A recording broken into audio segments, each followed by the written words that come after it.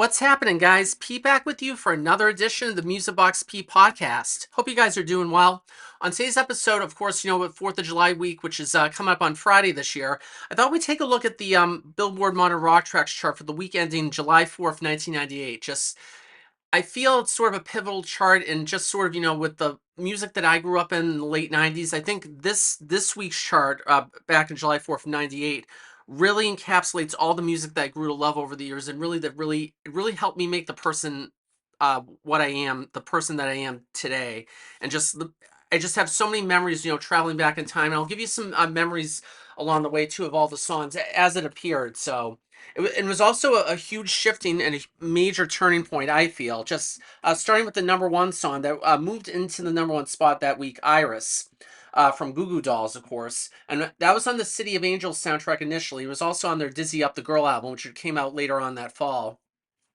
I mean, God, I can't even begin to tell you, just seeing the video for that just absolutely completely changed my life, and just it completely altered just sort of the sense of the type of music that I was listening to at that time, because it was shifting so much. I mean, you grew up listening to, like, Nirvana, The Offspring, all those different bands, and then when Goo Goo Dolls came along, that completely altered the thing too. I think I also had their other album, A Boy Named Goo, or at least my brother did too. And that had Name on it too, but Name is sort of a misnomer on that song, because all the songs were heavy, like garage rock, sort of like punk rock tracks. And Name was the only like acoustic song on there too, that which blew him out of the water. But with Iris here, this is the one song that pretty much saved the Goo Goo Dolls' career, because Johnny Resnick talked about in interviews about how he was having like um, he was having a severe creative drought too. Just was having like a musical brain fart of sorts too. It just wasn't able to come up with a song. Just nothing was coming together. Then when Iris came along, they were commissioned to write the song for the City of Angels movie soundtrack, and it just came out fluidly, and it pretty much saved their musical careers, and their lot, and completely changed and altered their lives as well too.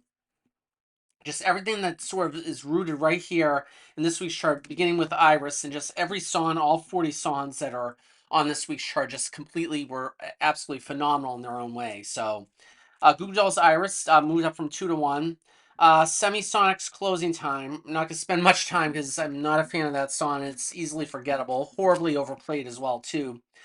Fuel Shimmer is a good one. That jumped from 4 to 3. And the ones that are on the circles, if you're wondering on the charts too, if you have circles for the this week's chart, the circles around the numbers indicate that there was gains in airplay for that week. So Goo Goo Dolls' Iris had it, and I'm just going to go through the ones that had gains in airplay, and the ones in between as well. We'll spend some time talking about as well too. The ones that didn't gain any airplay, but we'll give notice to all 40 songs on this week's chart. Fuel Shimmer jumped 4 to 3 that week. And that song I remember, Emily. I also remember one of their later songs, Hemorrhage in My Hands. That was another good one too. And Fuel had a few major hits too. Again, they weren't like huge, but they made the run. They were like a comet. They had flamed high in the sky, but just petered out after a while too. But it happens to all bands. But Fuel Shimmer's on the list. Harvey Danger, Flagpole Sitta jumped from 5 to 4. I didn't like the song initially when it came out. I just found it very grating and very annoying. But for some reason, it really took to me, and I really grew to love it. After repeated listens too, and after seeing like the music video and whatnot, it just was absolutely completely awesome, and I just completely fell in love with it, and I grew to appreciate it more as time went along too. And I think a lot of people would probably be in the same boat as well. I just found something that just really struck out to me, whether it was just repeated listens and just say, the song really isn't that bad, but I just grew to love it. And even though they're one hit wonders, look, it doesn't matter. It provided some memories in the background. So that's on the list. Smashing Pumpkins, Ava Door. That was one of their darker songs that I kind of liked. It was okay. It wasn't like anything from Melancholy and the Infinite Sadness, but otherwise it was pretty solid. Garbage, Push It. That was a good one too. This is from version 2.0. I really like the song Special, which kind of echoed, it was kind of a little tribute to Chrissy Hine from the Pretenders towards the end, says, when she says, "You're talk of the town." That was a reference to, of course, the Pretenders song of the same name, so it was a little tribute to them. Fastball the Way, one of my favorite songs. And actually, my good buddy Jason Ebbs was posting something on his Instagram story about one hit wonders. I mentioned Fastball's the Way too, because he's sort of collecting it too. Although I don't believe Goo Goo Dolls qualifies as a one-hit wonder. That's just my opinion. Goo Goo Dolls had multiple hits, so that's what. But Fastball the Way, absolutely, they qualify. So I recommended him that way, and he posted in the story. But thanks, Jason.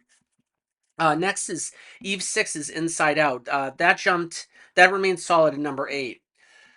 Oh boy, and I just absolutely love the music video for the song. There's just so many great memories that I had with the song, and I just remember, watching the music video, just become immersed, especially during that whole summer, because I always got let out of school. Last day of school around that time was around June 21st or 22nd, give or take a few days. If we had some snow days, then we would get out a few days later. But just becoming so immersed with that music video. And the one thing I always found kind of interesting about, if you listen to the lyrics, "Put my tender heart in a blender." Limp Bizkit's Nookie, which came out a year later, actually paid tribute to the song. I don't know if it was paying tribute or if they were trying to, like, rip off a lyric, or I don't know exactly what it was, or if it might have been just paying tribute. I don't know. I don't want to start war if Limp Bizkit actually did that. I have no idea what was in Fred Durst's mind. Just put my tender heart in a blender. Just, I think it was probably a little homage. That's my guess, but just something I thought of. But Barenaked Ladies, 1 week, that jumped from 15 to 9. This was their huge breakout hit. Of course, they had Brian Wilson, all the other songs before it. And they really grew with this song, and it's kind of an interesting, ironic title for 1 week, because the song only spent 1 week at number 1 on the Modern Rock Tracks chart. So it actually lived up to its name, and the Barenaked Ladies were a fun, goofy band, and I really enjoyed them. For their moment in the sun, they really did their work. The Urge jump right in. Not really familiar with that one. Pearl Jam Wish List. I kind of like that song. That one was okay. Everclear, I Will Buy You a New Life. Absolutely adored that song. Loved it more as time went along. The Wallflowers Heroes. This is their cover of the David Bowie song. This is on the Godzilla soundtrack, which was kind of a forgettable movie. I never saw it in theaters, but I do remember vaguely seeing the video for this, and it was okay. I mean, I love Bringing Down the Horse, one of my favorite albums in the 90s, but this song was, a little iffy. Beastie Boys Intergalactic jumped from 17 to 14. This song was just absolutely incredible. I thought the music video was so extraordinary, and Beastie Boys really started to, really come into their own. Obviously, they came out for years before, of course, with License to Ill and Ill Communication, all the albums for it. But the Hello Nasty one sort of kind of modernized their sound, and sort of, they grew with the fan base. They grew to love them, 10 years prior. And Intergalactic was such a fun song, and I absolutely loved the hell out of it. Marcy Playground with St. Joe and the School Bus. It's kind of nice to, not talk about, Sex and Candy. And St. Joe and the School Bus actually is a pretty good song. And I actually remember buying the self-titled album for that at Tower Records back in around July 98. I think it might have been like the week before. I just remember having buying that album just to listen to Sex and Candy, because back in the old days, before Napster and all that too, because Napster didn't start until like a year later in '99. The only way to get a song is just to buy the album, spend like $18-20 just to get the album, get Sex and Candy. But the other songs on here, St. Joe and the School Bus, is very solid. It's definitely worth listening to. Dave Matthews Band, Don't Drink the Water. It was okay. Tori Amos Spark, not familiar with that one. Air Power this week was Athenium's What I Didn't Know, jumping from 21 to 18. Air Power is songs that reach 1,100 detections for the first time. It's really a title that's not really used much. And I think it was retired from the alternative song chart back around 2014 and 15, I think. Did a little digging and research about that. My friend from Pete's Modern Rock helped compiled all these charts. I asked him that question. He said, because I noticed in some of the more recent charts for alternative airplay, which is what the chart is titled now, the air power designation is not used. So that was one that, like, designations to reach 1,100 for the first time, and it's one of those. It's kind of a cool title to see what song was really, gaining some hot steam and what was gaining traction at alternative radio. So yeah, that was a cool song on the list. Next up on the list is the Verve's "Lucky Man." This song I'm not too familiar with. Of course, everybody knows "Bittersweet Symphony" and all that too. But "Urban Hymns" was a solid album. I'll have to listen to this one after because I don't know whole too much about it. "Air Power." After that is Foo Fighters' "Walking After You," up from 22 to 20. "Color in the Shape," of course, had Everlong. Such a classic album. Probably one of the top albums of the '90s out there too. Just absolutely incredible. Green Day's "Redundant" is next. I didn't really like the Nimrod album. Of course, it's only highlight because of Good Riddance, Time of Your Life, which is used in so many graduations. It was on the finale of Seinfeld, and it was just all over the place too. Kind of overplayed, and it's kind of become like a cliche. Like graduations, weddings, or like any sort of like emotional moment that requires that song too. It's just one of those songs. It's just become a cliche. It's one of those kind of annoying songs, and just a little bit. I put in the camp of a song that's way too overplayed, so I try not to listen too much. So that's on the list. Matchbox 20's "Real World." I was actually listening to this earlier today. Such an amazing song. The video is absolutely incredible. Matchbox 20, I always love from the beginning. Of course, yourself or someone like you, I always play on vinyl from time to time. It's just such a classic album. Love every time I listen to it. "Real World" was probably my favorite song off that album. Next is Grantley Buffalo's "Truly Truly," up from 27 to 23. Sprung Monkey, "Get 'Em Out of Here," 26 to 24. Stabbing Westward, "Save Yourself," 24 to 25. Cherry Pop and Daddy's "Zoot Suit Riot." That song, there was a big swing movement like in the '90s. Of course, Big Bad Voodoo Daddy was another band too, which we'll talk about a little bit later on. But Cherry Pop and Daddy is part of the it was like New Jack Swing move. I think Brian Setzer Orchestra too also was big in that time. Of course, he was big with the Stray Cats back in the '80s too. So it just sort of, it was a little bit of a resurgence. And then all these other like swing bands too. So it had a sort of fleeting resurgence like in the late '90s too. It was kind of an interesting phenomenon, that whole like swing movement, which I never really got. Lou Bega's Mambo Number Five, of course, which came out a year later. There was sort of that thing to it, then just quickly died out. It sort of had that fat element to it. You got into it for a while, but then you moved on to other things. So it happens. So it happens. Next is Ben Folds Five's "Song for the Dumped." I'm not familiar with this song. I just know "Brick" from the "Whatever and Ever Amen" album, so I'll have to discover that. Smashing Pumpkins' "Perfect." That was from the Adore album. I actually like this song better than Ava Adore. Just it sort of had that sort of nostalgic sound to it. Of course, the Smashing Pumpkins, Billy Corgan, Smashing Pumpkins were always good at that, so I really enjoyed that song. Foo Fighters' "My Hero." Natalie Imbruglia's "Torn," probably one of my top songs in the '90s. "Left of the Middle" is such an incredible album. Love the hell out of "Torn." Just it's iconic. It's nostalgic. It's everything you want it to be. And "Torn" actually has kind of an interesting history because it's actually a cover song, and it was covered by two other acts. I think from like Japan, and I want to say like in the Netherlands and Amsterdam. I think there's like a Dutch version of it too. So there's like three different versions of it. So this song is a cover version, the Natalie Bruleigh's version. A lot of people say it was originally, no, it wasn't. So there's two other versions, one in Japan and then one in the Netherlands. So definitely go seek out the other versions on YouTube. But Natalie Bruleigh's "Torn" is just an absolute classic in its own right. Next is Lance Morissette's "Uninvited." That's also from the City of Angels soundtrack, as mentioned from Goo Goo Dolls. I really enjoyed this song too, and it doesn't get a whole lot of notice and praise. It just doesn't get the respect it deserves because it's such a great Alanis song. A lot of people just remember Lance from Jagged Little Pill, just the one massive album she had, but she had a lot of other like smaller songs as well too that followed after. "Thank You" from Supposed Former Infatuation Junkie, but "Uninvited" was just an incredible song in its own right. It needs to be discovered more too, but definitely go and listen because it's probably been some time since you listened to it. I'm certainly going to listen to it more because I really grew to it back in the day when I heard it on radio. It was sort of an interesting thing with like songs on radio because the reason why a lot, especially on songs around the late '90s or so, there were a lot more sort of alternative like poppy songs like "Counting Crows" and that sort of thing on the Modern Rock Tracks chart. The reason being for that is because some of those songs weren't commercially released as singles, so they weren't eligible to chart on the Billboard Hot 100 chart, the main song chart.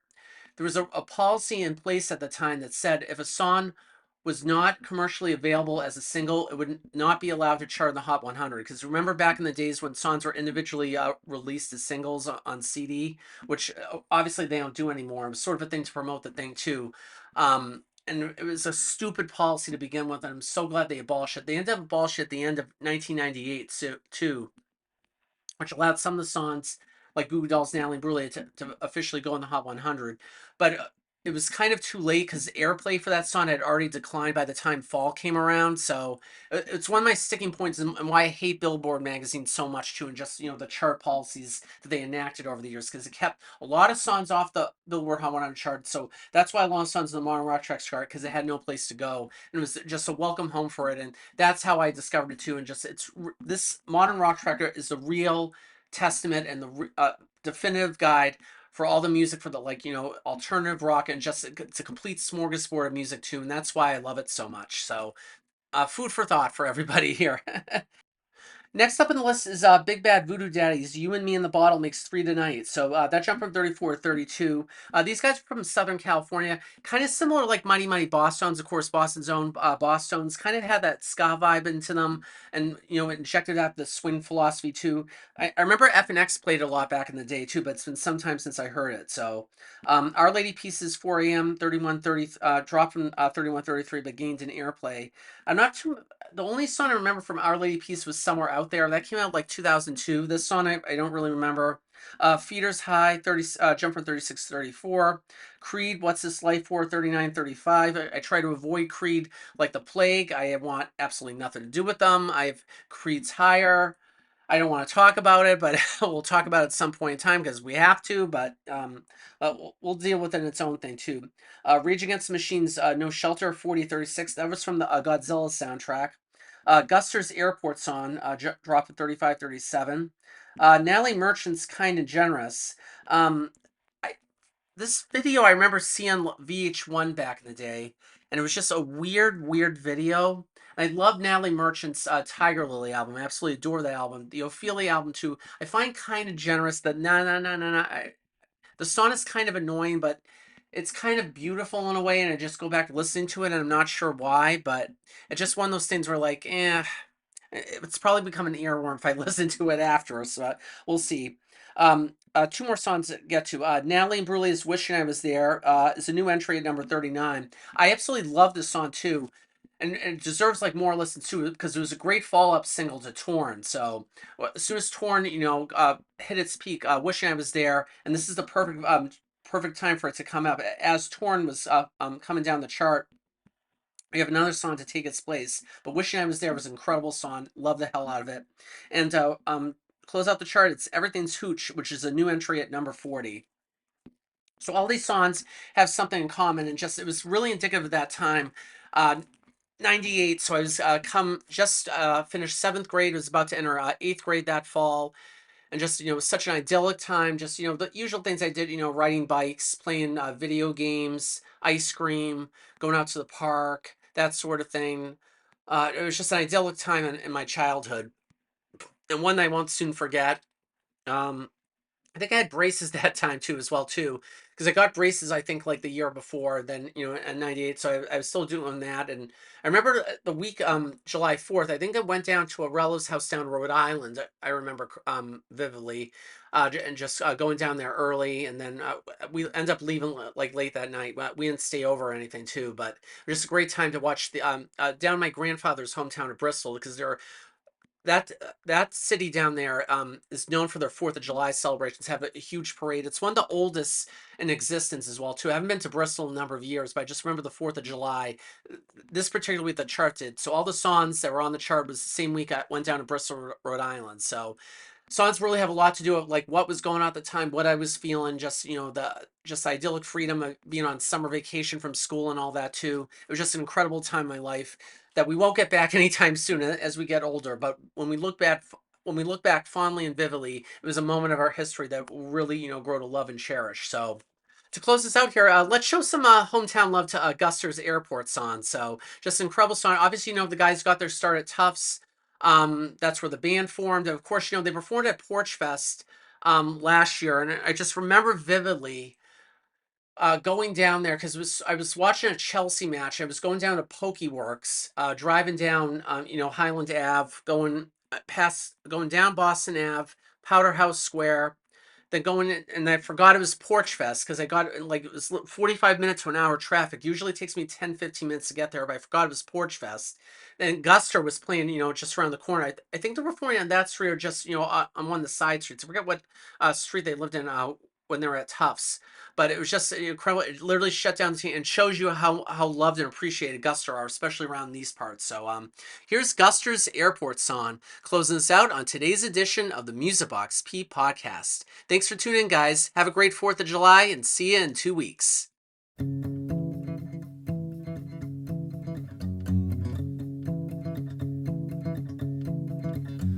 Glad you made it. Welcome to the farm. Who's your daddy? I'm your daddy now. I'm here seeking only what I need. In your mind is where I'll plant my seed. It's for sure.